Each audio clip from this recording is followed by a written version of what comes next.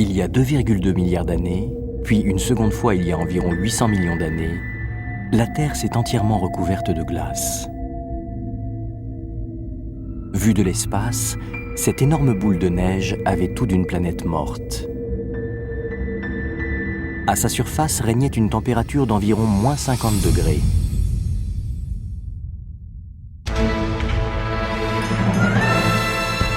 Toutes les terres avaient disparu sous une épaisse couche de glace, comme aujourd'hui sur le continent antarctique. L'océan lui-même avait gelé jusqu'à une profondeur de 1000 mètres. Ces grandes phases glaciaires se sont prolongées pendant des millions d'années, conduisant la vie microscopique qui s'était développée sur Terre au bord de l'extinction. La fonte de ces glaces a précipité la planète dans une phase de réchauffement intense. La température s'est alors élevée jusqu'à 50 degrés. De gigantesques cyclones, dont les vents soufflaient à plus de 10 000 km/h, furent bien près d'anéantir les quelques microbes qui avaient survécu. Nos ancêtres furent alors sur le point de disparaître. Pourtant, ils réussirent à survivre à cette série de catastrophes en effectuant un spectaculaire bond en avant dans l'évolution. Il y a 2,2 milliards d'années, ils n'étaient encore que des sortes de bactéries. Mais après le premier grand épisode glaciaire, ils ont évolué pour donner naissance aux eucaryotes. Toujours des microbes, mais d'une taille 1000 fois supérieure. Puis, il y a 600 millions d'années, juste après la seconde glaciation, les premières formes de vie macroscopiques sont apparues.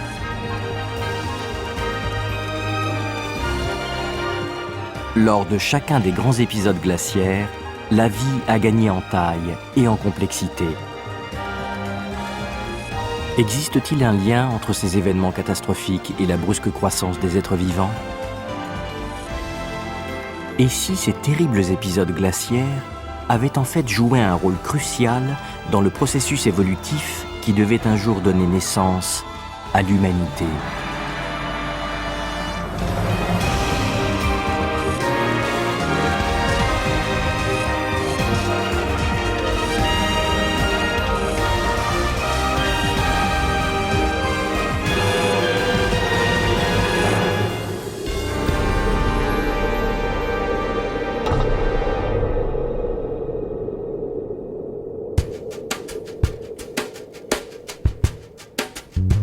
Lorsqu'on parle d'une Terre envahie par la glace, on pense immédiatement à la dernière ère glaciaire qui s'est produite il y a environ 20 000 ans.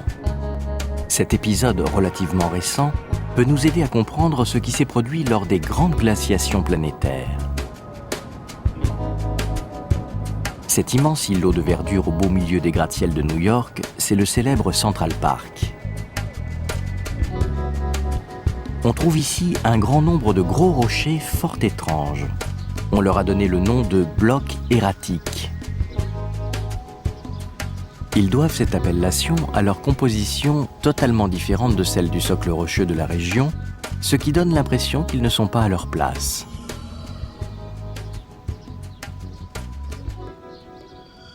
On en a conclu qu'ils avaient été déplacés depuis des provenances lointaines. Certains ont même cru qu'ils avaient été déposés là par le déluge décrit dans la Bible. En fait, ce sont les glaciers qui s'étendaient ici lors de la dernière ère glaciaire qui les ont apportés avec eux.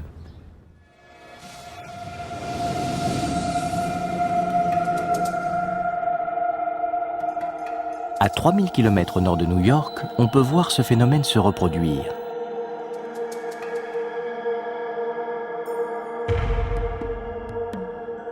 Ces masses sombres que l'on aperçoit par endroits, ce sont des blocs erratiques. Des pans entiers détachés des montagnes qui entourent ces glaciers.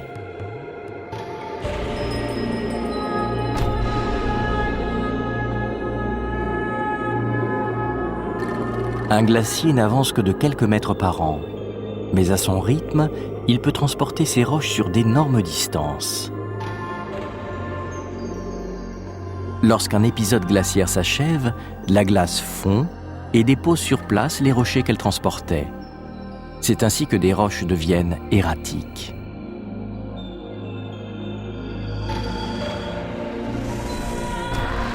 Leur présence signifie qu'un jour, un glacier occupait cet endroit.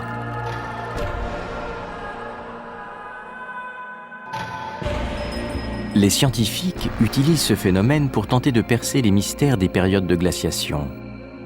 En analysant la distribution des erratiques, ils en déduisent l'étendue des glaciers à une époque donnée. Cette carte matérialise l'avancée des glaciers durant la dernière ère glaciaire, il y a 20 000 ans, à l'époque où les mammouths parcouraient la Terre.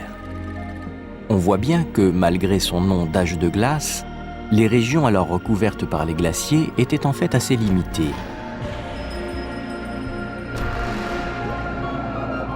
Dans toutes les zones libres, ces aires glaciaires n'ont pratiquement pas affecté la vie.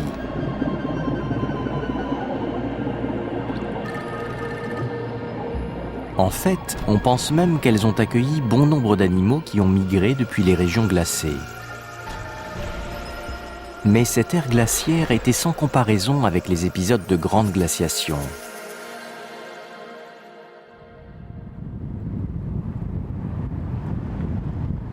Cette immense forêt est située au Canada, au nord du lac Huron.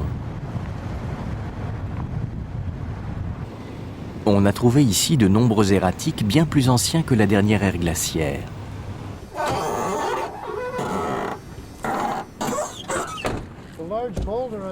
Mike Ellistone travaille pour la prospection géologique de l'Ontario. Ces derniers temps, il passe ses journées à accompagner les scientifiques du monde entier qui viennent étudier la région. Voilà celui que je voulais vous montrer. C'est un bloc de granit archéen encastré dans une roche vieille de 2,4 milliards d'années.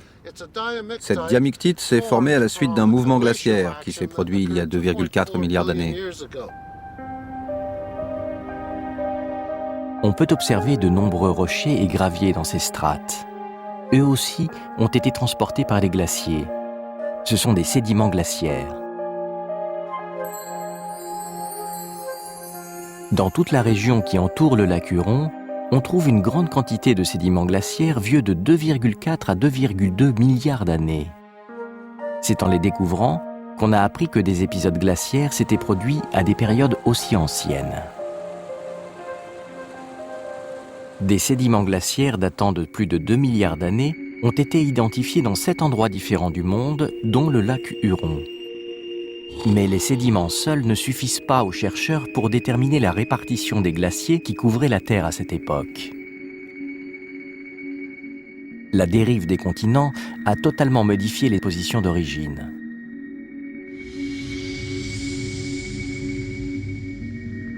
Pourtant, un homme a réussi à résoudre ce casse-tête. Il a retrouvé l'emplacement qu'occupaient il y a 2,2 milliards d'années des sédiments glaciaires aujourd'hui situés en Afrique du Sud. Le docteur Joseph Kirschvink, de l'Institut californien de technologie, est un spécialiste du magnétisme. Il a découvert un jour le lit de cette rivière asséchée dans l'arrière-pays africain. Sur ces berges, on peut voir un grand nombre de roches aux arêtes saillantes. Ce sont en fait des coulées de lave. On pense qu'elles se sont solidifiées il y a 2,2 milliards d'années et n'ont pratiquement pas changé depuis.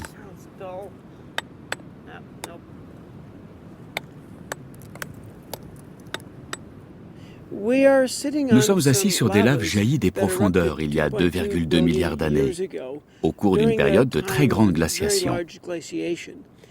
C'est une chance, car lorsque des laves se solidifient, elles conservent l'orientation du champ magnétique, et grâce à cela, on peut en déduire leur latitude. La lave renferme de nombreux minéraux magnétiques. Lorsque cette lave est en fusion, les minéraux s'orientent en fonction de la polarité géomagnétique de la planète, comme l'aiguille d'une boussole. Et lorsque la lave refroidit, elle enregistre à jamais cette orientation magnétique. En repérant le point du globe où cette orientation correspond à l'inclinaison des lignes du champ magnétique terrestre, on peut déterminer la latitude précise de l'endroit où ces laves se trouvaient lors de leur refroidissement. Le docteur Kirschvink a rapporté quelques échantillons aux États-Unis et il a pu décrypter ces infimes archives magnétiques. Ce schéma présente une vue de la Terre depuis le pôle. Le pôle est au centre de l'écran. Plus un point est éloigné du centre, plus il est proche de l'équateur.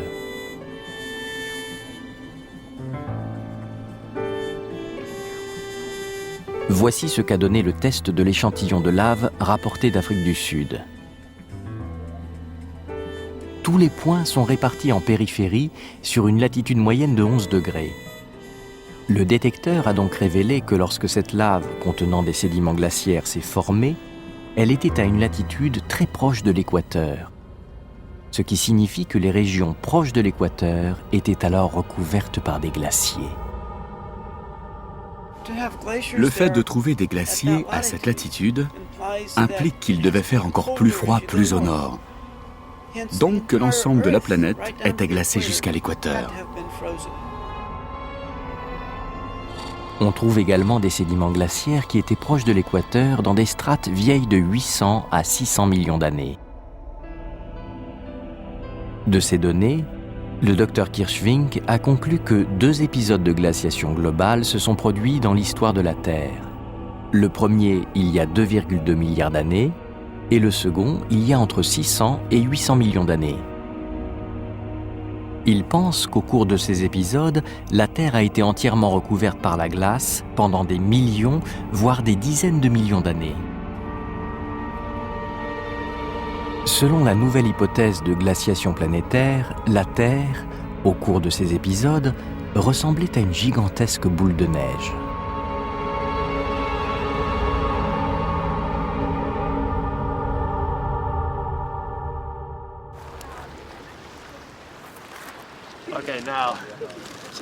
Le docteur Paul Hoffman, de l'université d'Harvard, a approfondi cette hypothèse.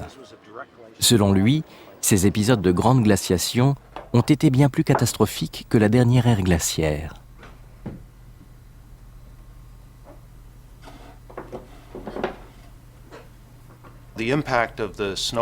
Les épisodes de glaciation planétaire ont bien sûr eu des conséquences beaucoup plus graves. Les organismes vivants ont sans doute tenté de se réfugier vers les tropiques, mais même au niveau des tropiques, les océans ont fini par être pris par les glaces. Jusqu'à quel point la vie a-t-elle pu être affectée par ces épisodes de grande glaciation ? Une simulation a été réalisée avec la coopération de l'Université de Tokyo. Elle permet de visualiser ce qui se produirait si la Terre que nous connaissons aujourd'hui subissait soudain une telle catastrophe. Au cours de la dernière ère glaciaire, les glaciers n'ont jamais atteint la latitude de Tokyo, soit 36 degrés nord. Lors d'un épisode de grande glaciation, ces gratte-ciels seraient entièrement pris dans les glaces. Cette couche de glace pourrait atteindre 1000 mètres d'épaisseur.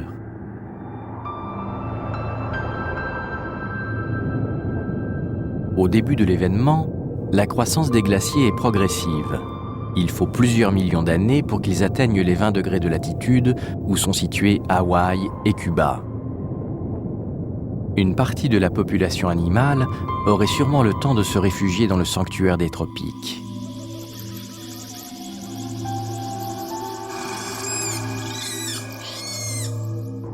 Mais la croissance de la glace s'accélère soudain à partir des 20 degrés de latitude et atteint l'équateur en quelques dizaines d'années seulement. Les zones tropicales se transforment elles aussi en un monde de glace.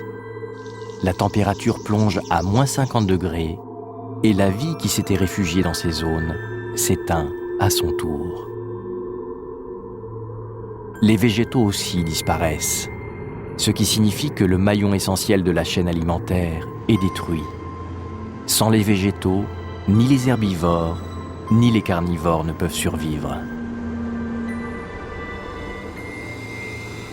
L'ensemble des terres émergées est désormais un désert sans vie.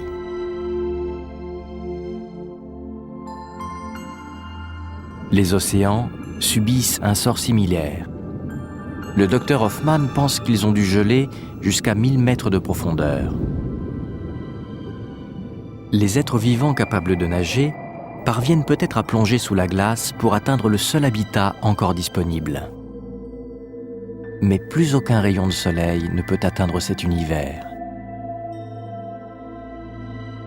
Les algues et le plancton, dont la survie dépend de la photosynthèse, ne peuvent vivre sans lumière. Plongés dans l'obscurité complète et sans plus aucune nourriture disponible, les poissons qui ont réussi à atteindre les profondeurs s'éteignent à leur tour.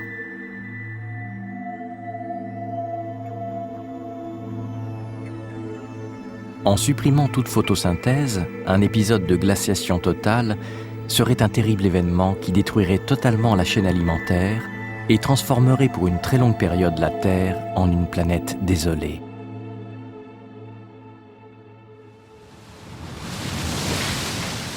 Pour quelles raisons de tels événements ont-ils pu se produire ? Cette cause n'est pas encore complètement identifiée, mais on pense que les gaz à effet de serre ont sans doute joué un rôle important. On parle en général de ces gaz comme des responsables du réchauffement global de la planète. Mais il ne faut pas oublier que sans leur présence, la température de la Terre se situerait autour de moins 18 degrés. Ce qui maintient actuellement la planète à une température clémente, c'est une concentration modérée de dioxyde de carbone dans l'atmosphère. On a cependant de bonnes raisons de penser que juste avant le premier épisode de glaciation globale, il y a 2 milliards d'années, il y avait bien moins de dioxyde de carbone sur la planète qu'aujourd'hui. Mais alors, comment la Terre pouvait-elle conserver sa chaleur ? Cet immense marécage, situé dans le sud-est des États-Unis, nous donne une idée de l'environnement sur Terre à cette époque. La profondeur des marais du parc national d'Okefenokee ne dépasse pas 1 mètre en moyenne, et ils s'étendent sur plus de 60 km du nord au sud et 40 d'est en ouest.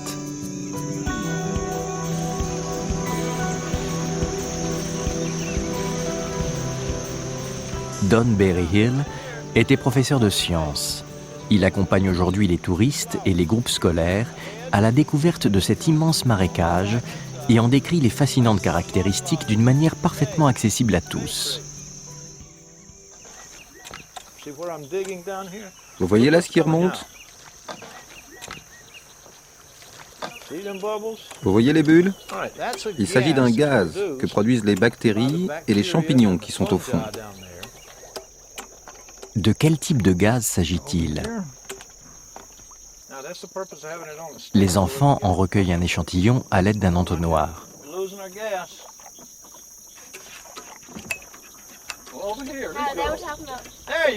Voilà, bravo, tu l'as. Et maintenant, le tour de magie de Berryhill peut commencer.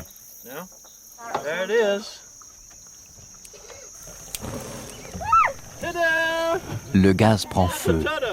Il s'agit de méthane, un gaz inflammable qui entre dans la composition de ceux qui alimentent une cuisinière.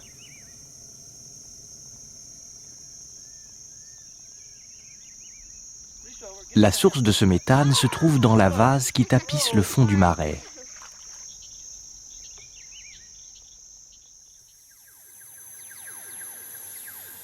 Ces microbes sont appelés méthanogènes.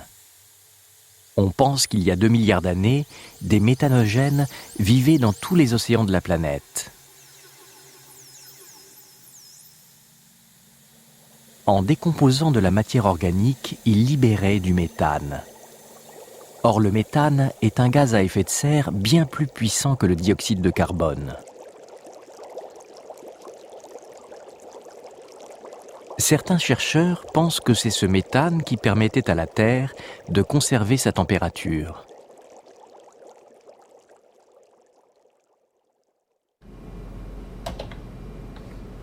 Le docteur Jim Casting de l'Université de Pennsylvanie est un des grands spécialistes mondiaux de l'atmosphère terrestre. Il a établi que même sans dioxyde de carbone, le méthane à lui seul pouvait avoir maintenu la température au-dessus de 0 degré.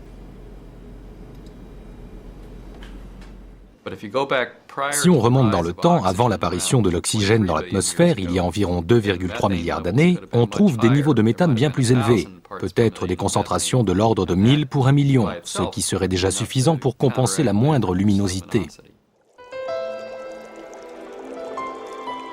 Si l'effet de serre du méthane était suffisant pour maintenir la température sur Terre au-dessus de zéro, comment une glaciation globale a-t-elle pu se produire ? Selon le Dr Castings, voilà comment les événements se sont déroulés. Voici la Terre il y a 2,2 milliards d'années, avant l'épisode de glaciation globale. Son atmosphère avait sans doute une teinte rouge du fait des concentrations importantes de méthane. Ni plantes ni animaux ne peuplaient la surface des continents.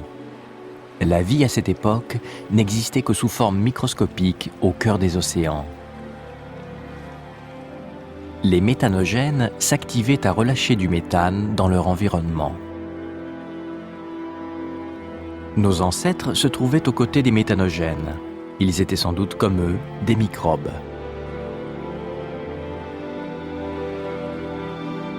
Une catastrophe se produisit alors dans l'océan. Un organisme totalement nouveau, fruit des hasards de la combinaison génétique, fit son apparition. Il s'agissait d'une cyanobactérie, une bactérie capable de photosynthèse.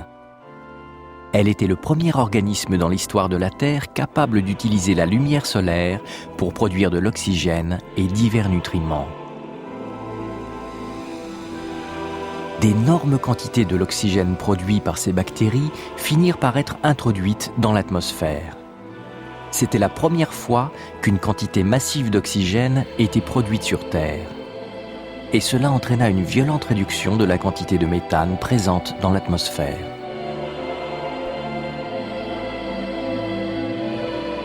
Revenons sur l'expérience du marais d'Okefenokee. Le méthane prélevé au fond du marécage s'est très facilement enflammé. En fait, c'est le résultat d'une réaction chimique qui se produit lorsque le méthane rencontre de l'oxygène.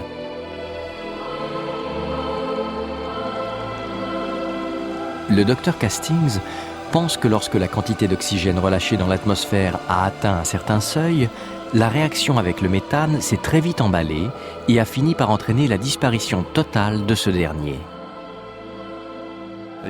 Ces micro-organismes, en causant l'apparition de l'oxygène, ont entraîné la disparition du méthane et ainsi déclenché le phénomène de glaciation globale qui a bien failli les faire totalement disparaître. Privée de sa chaude enveloppe de méthane, la Terre s'est rapidement refroidie et est entrée dans une phase glaciaire. C'est la vie qui avait maintenu une température clémente à la surface de la Terre. Et c'est elle également qui a déclenché les grandes phases de glaciation qui ont failli entraîner sa disparition totale.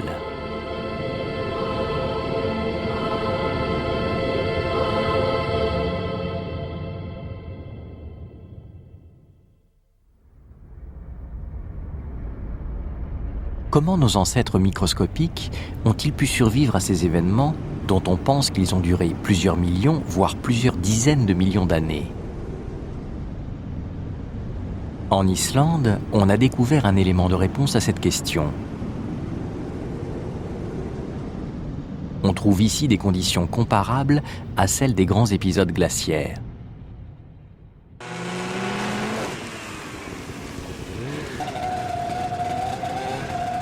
Ces hommes sont des chasseurs de microbes employés par une société privée d'études biologiques.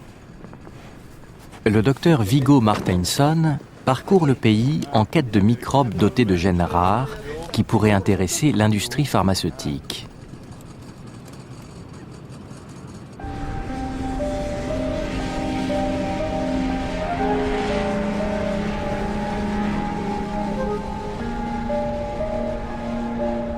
Les températures qui règnent ici avoisinent les moins 20 degrés. L'épaisseur de cette couche de glace pourrait très bien atteindre 1 kilomètre. Ce paysage pourrait tout à fait être celui d'une planète déserte. Pourtant, ces chasseurs de microbes prétendent que la glace recèle de véritables trésors. Mais alors, où se cache-t-il ?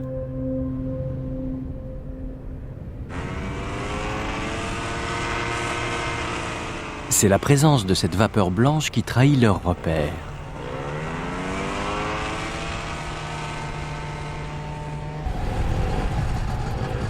Voilà les gars, on y est. Nous sommes sur un point chaud. Cette vapeur vient directement des profondeurs de la Terre.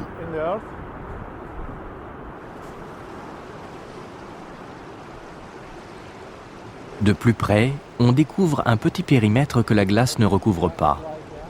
De l'eau s'écoule ici. C'est une source chaude. Regardez, c'est formidable. Tout est tapissé de cyanobactéries. Il y en a plein d'espèces différentes.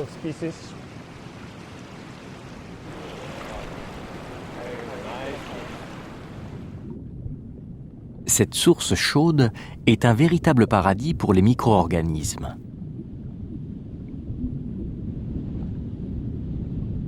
En se développant, il forme un épais tapis organique. Ce tapis est en fait un agglomérat de bactéries. Il est essentiellement constitué de microbes verts à photosynthèse, dont les cyanobactéries. Autour d'eux, se sont développées d'autres espèces qui se nourrissent de nutriments produits par la photosynthèse. Nos ancêtres ont sans doute vécu ainsi, à proximité des cyanobactéries, durant les grands épisodes glaciaires.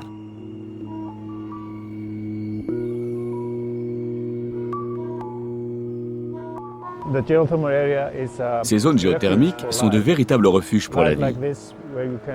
Pour des formes de vie comme celle-ci, c'est-à-dire des cyanobactéries, et autour d'elles, pour une grande variété de bactéries de toutes sortes. La vie est à l'origine des grandes glaciations planétaires. Et ce qui l'a sauvée de ces événements catastrophiques, c'est la chaleur venue des profondeurs de la Terre. Mais le plus surprenant restait encore à venir. Voici l'aspect que devaient avoir nos ancêtres juste avant le second grand épisode glaciaire, il y a 600 millions d'années. On pense qu'il s'agissait de microbes semblables à ces choanoflagellés qui font aujourd'hui partie du zooplancton.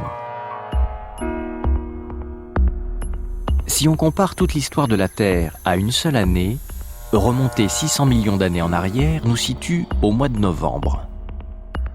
C'est à ce moment que s'est produit le second grand épisode glaciaire. Pendant plus de 80% de l'histoire de la vie sur Terre, nos ancêtres étaient restés microscopiques. Mais lorsque la dernière grande glaciation s'est achevée, ils ont fait un gigantesque bond évolutif en avant, en même temps que de nombreuses autres espèces.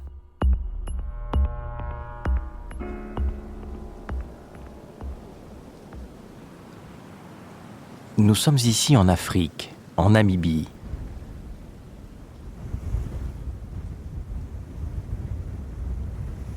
Dans une strate géologique formée juste après la seconde grande glaciation, on a trouvé ici de bien étranges fossiles. C'est dans cette ferme qu'ils ont été découverts.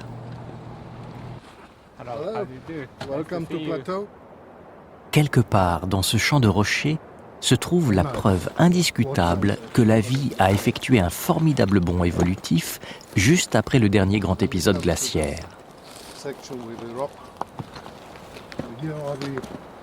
Les fossiles que vous cherchez sont là. On distingue des motifs noirs à la surface du rocher. Ce sont les fossiles d'un organisme qui avait atteint un nouveau stade de l'évolution. Il mesurait 30 cm de long. Ce n'étaient donc clairement plus des microbes.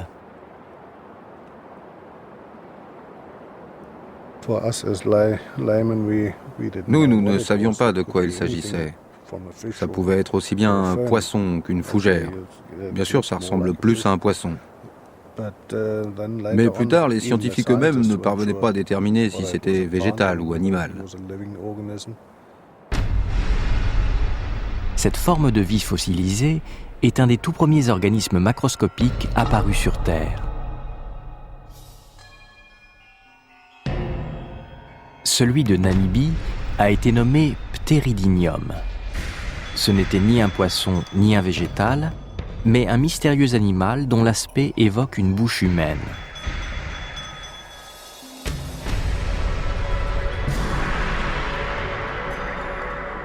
Les scientifiques pensent qu'il devait vivre à demi enfoui sur un fond marin sableux.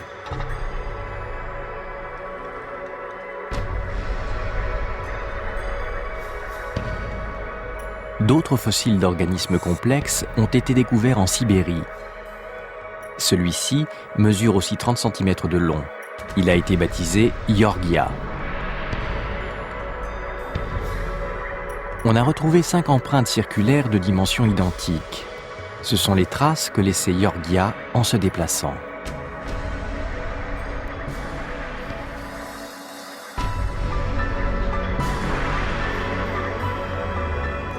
Yorgia rampait librement sur le fond marin, sur lequel il trouvait les nutriments dont il avait besoin.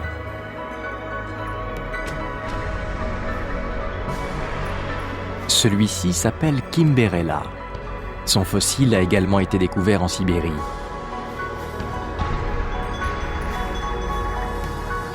Sa silhouette évoque celle d'une tortue ou d'un escargot. Une sorte de tentacule lui permettait de fouiller le fond sablonneux pour y prélever sa nourriture.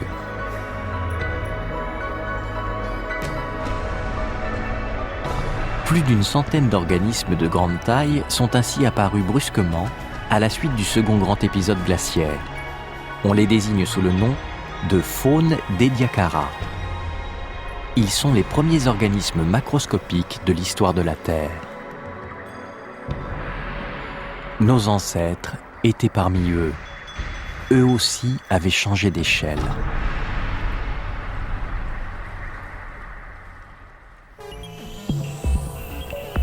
Ce fossile a été découvert en 2003 en Australie.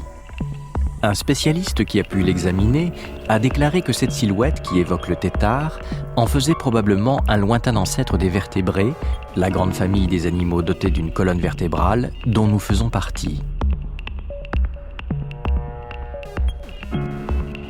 Il mesurait 6 cm de long, 100 000 fois la taille des microbes qui l'avaient précédé.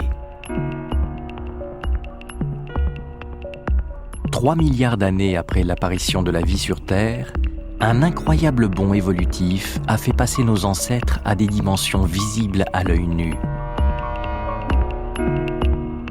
En fait, à peu près au moment du premier grand épisode glaciaire, il y a 2,2 milliards d'années, nos ancêtres avaient déjà effectué un bond de ce type. Ils étaient passés d'une structure simple de bactéries à une forme appelée eucaryote, déjà 1000 fois plus volumineuse. L'eucaryote était déjà un organisme bien plus complexe, doté d'un noyau et de différentes organelles.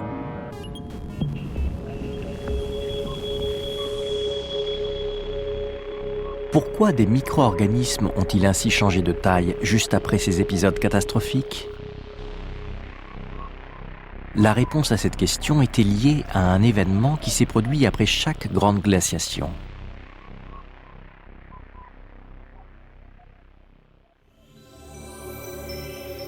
Nous sommes ici dans la région du Kalahari, en Afrique du Sud.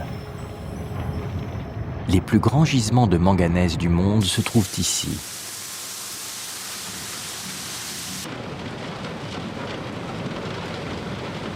Ce manganèse s'est déposé ici juste après la première grande glaciation, il y a 2,2 milliards d'années.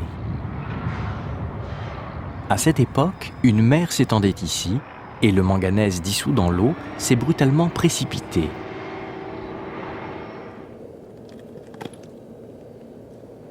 Ces fosses ont été creusées par l'activité minière. Le docteur Kirschvink, le premier à avoir publié l'hypothèse dite de la boule de neige, est venu à plusieurs reprises examiner cet endroit et il a fini par résoudre l'énigme de la formation de ce dépôt de manganèse. Le manganèse que l'on trouve ici se présente sous la forme de dioxyde de manganèse. ce qui signifie que c'est en s'associant à de l'oxygène que ce manganèse s'est précipité et déposé au fond. Cette expérience nous permet de décomposer ce phénomène. On a préparé une solution contenant du manganèse dissous, puis on injecte des bulles d'oxygène dans cette solution.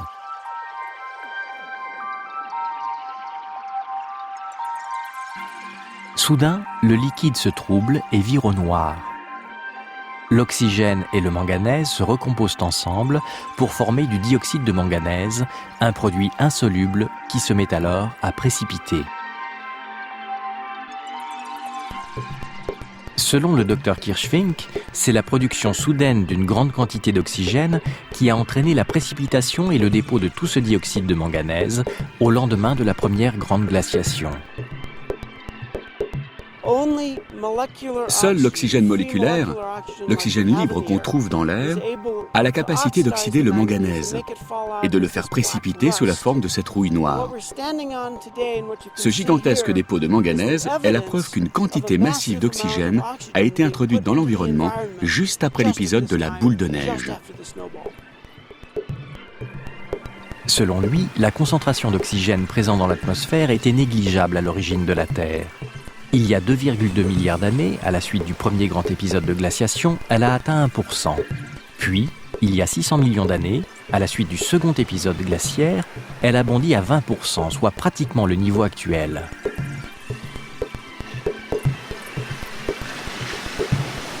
Ces niveaux d'oxygène étaient stables depuis des milliards d'années. Et selon le Dr Kirschvink, le seul événement qui a pu causer cette énorme augmentation, c'est une grande glaciation planétaire. Or, l'oxygène est une molécule qui produit une très grande quantité d'énergie. C'est sans doute parce que cette énergie était soudain disponible que nos ancêtres sont passés au stade d'eucaryote il y a 2,2 milliards d'années, puis à celui des formes de vie de la faune d'Ediacara il y a 600 millions d'années. Alors pourquoi les grands épisodes glaciaires ont-ils été suivis d'une production massive d'oxygène ? Voici comment le Dr Kirschvink reconstitue l'enchaînement des événements. Durant les épisodes glaciaires, la Terre entière était recouverte de glace. Mais les volcans étaient toujours très actifs.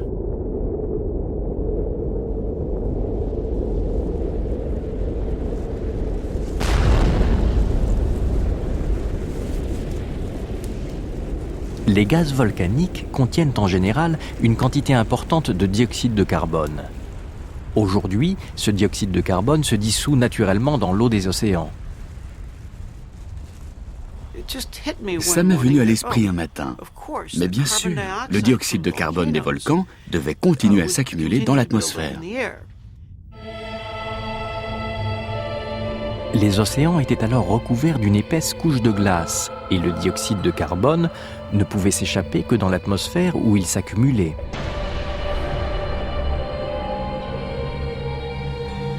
Lorsque le dioxyde de carbone atmosphérique a atteint des concentrations 300 à 2000 fois supérieures à celles d'aujourd'hui, l'effet de serre induit a fait brusquement fondre les glaciers. On passe alors d'une température moyenne de moins 50 à plus 50. Dans ces conditions, la fonte des glaces est extrêmement rapide.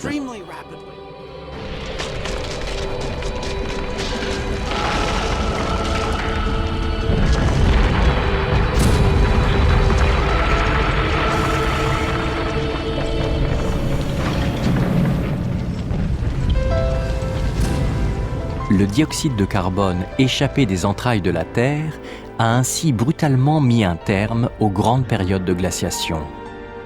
Cette chaleur, venue des profondeurs, qui avait déjà par le passé abrité la vie, est de nouveau intervenue de manière déterminante dans l'histoire de la planète. Mais déjà, toutes les conditions d'une nouvelle catastrophe étaient en place. Après la disparition des glaces, l'effet de serre continua d'agir et de réchauffer la planète. Or, selon une étude récente, lorsque la surface de la mer atteint une température de 45 degrés, un phénomène de violente évaporation se déclenche et engendre de gigantesques cyclones appelés hypercyclones. Il est très probable que de tels phénomènes aient dévasté la Terre juste après les épisodes de grande glaciation. La pression atmosphérique au cœur de ces cyclones devait atteindre 300 hectopascales et la vitesse maximale des vents plus de 10 000 km/h.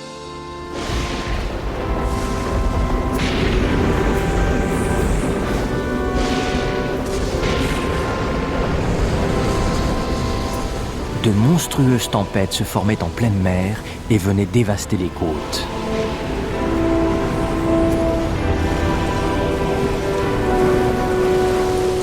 Les océans bouillonnaient furieusement. Et cette soudaine agitation allait achever de faire grimper les niveaux d'oxygène atmosphérique.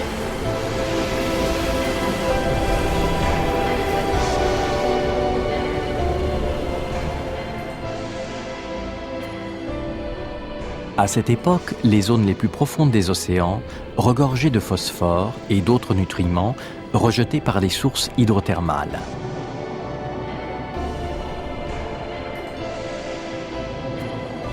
En temps normal, ces nutriments sont instantanément utilisés par les bactéries photosynthétiques. Mais pendant les périodes de glaciation totale, ils s'étaient simplement accumulés, faute d'organismes pour les absorber.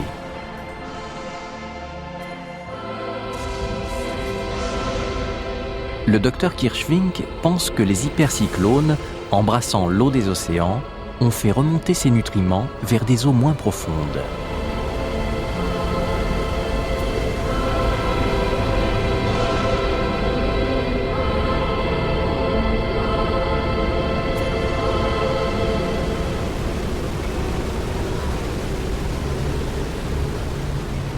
Ce phénomène a provoqué la création de riches bouillons de nutriments et de dioxyde de carbone dans les zones peu profondes.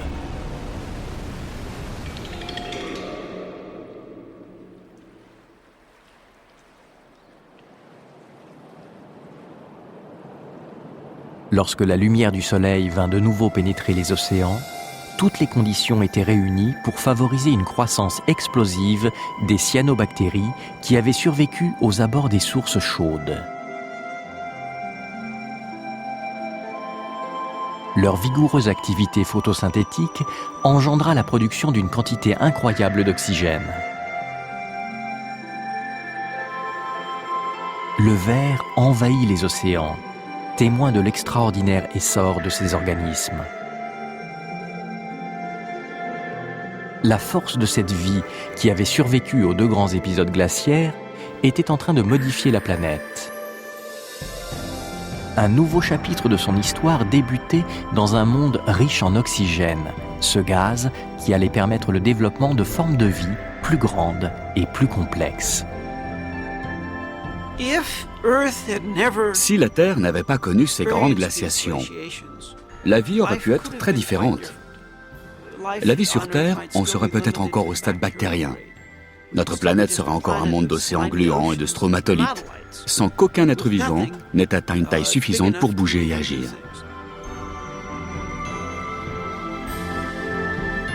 Il y a 2,2 milliards d'années, puis il y a 600 millions d'années, deux événements majeurs ont fait grandir les formes de vie sur Terre. Nous sommes le résultat de ces évolutions. Nos corps en portent clairement la preuve. Chacun de nous est composé de 60 trillions de cellules. Et chacune de ces cellules est de type eucaryotique, c'est-à-dire que chacune comporte un noyau. Nous sommes un assemblage de ces eucaryotes qui sont apparus à l'issue de la première grande glaciation, il y a 2,2 milliards d'années.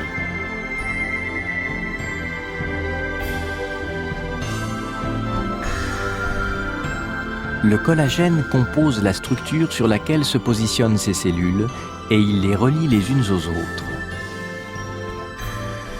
On pense qu'il a commencé à être produit en quantité au sein d'organismes vivants après le second grand épisode glaciaire il y a 600 millions d'années.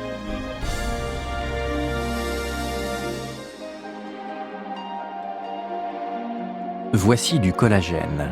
Cette substance est synthétisée par nos organismes ainsi que par ceux de tous les animaux vivants. L'expérience suivante démontre clairement ses extraordinaires propriétés.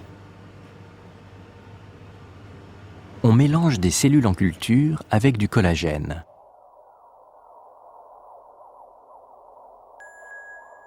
À gauche, on peut voir que les cellules avec collagène se multiplient rapidement.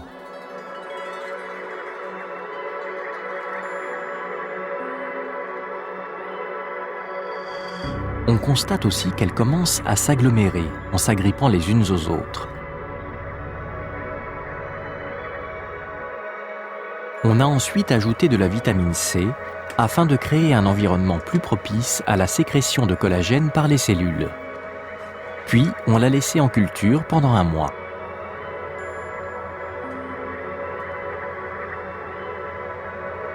Une fine membrane semblable à une peau s'est formée. Le collagène est une substance unique qui aide les cellules à former des tissus.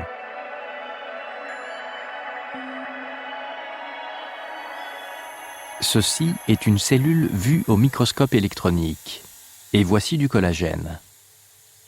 Lorsque la cellule se multiplie, elle assemble avec le collagène qu'elle a sécrété une fine structure en forme de filet. Les autres cellules vont venir s'y coller pour former des tissus de différentes formes.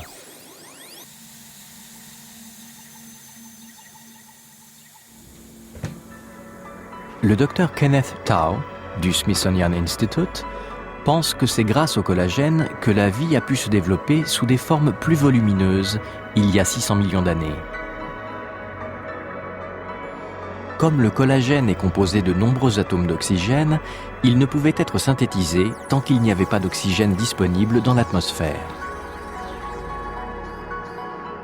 C'est pourquoi on pense qu'il n'est apparu qu'après le premier épisode glaciaire, il y a 2,2 milliards d'années, lorsque l'oxygène a été introduit pour la première fois dans la composition de l'atmosphère. Mais à cette époque, la majeure partie de l'oxygène atmosphérique était utilisée pour la respiration. Il en restait donc fort peu pour produire du collagène.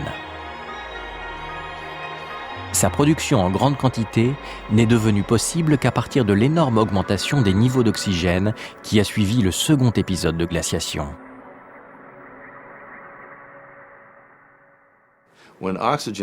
La hausse des concentrations d'oxygène qui a suivi cette période a permis le développement de nouvelles structures pour les corps.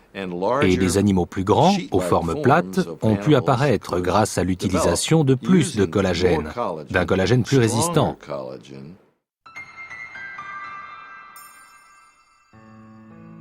Voici l'océan il y a 600 millions d'années, juste après la seconde grande glaciation.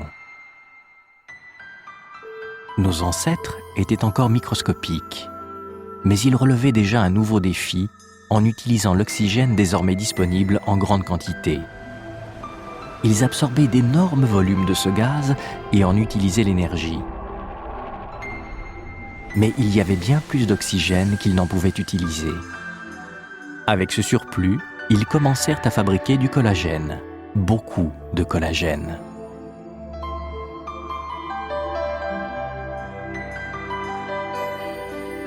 Eux, qui étaient restés microscopiques pendant si longtemps, se mirent à fabriquer différentes sortes de tissus en utilisant ce collagène. Pour la première fois dans l'histoire de la Terre, émergeait un monde peuplé d'organismes complexes et volumineux.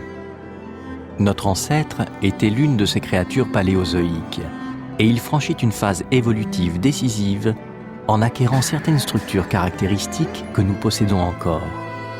Sur le dos d'un fossile découvert en Australie, on constate la présence d'une ligne.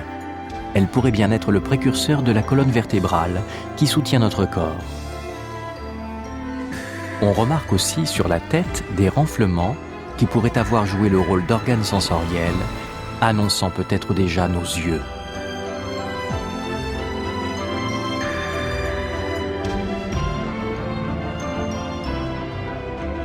Grâce à l'utilisation du collagène, nos ancêtres ont effectué un bond en avant dans l'évolution vers une plus grande complexité.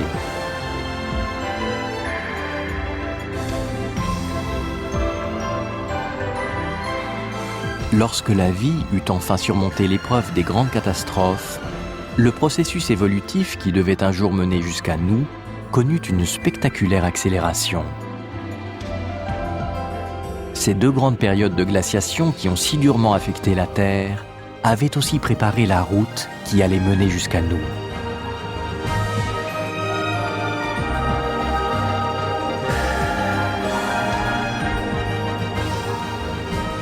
Aujourd'hui, nous autres humains prospérons sur cette planète.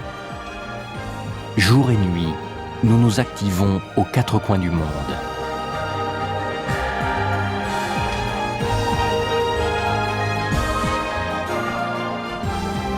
Cette agitation est visible de très loin. Depuis l'espace, on se rend immédiatement compte que cette planète regorge de vie.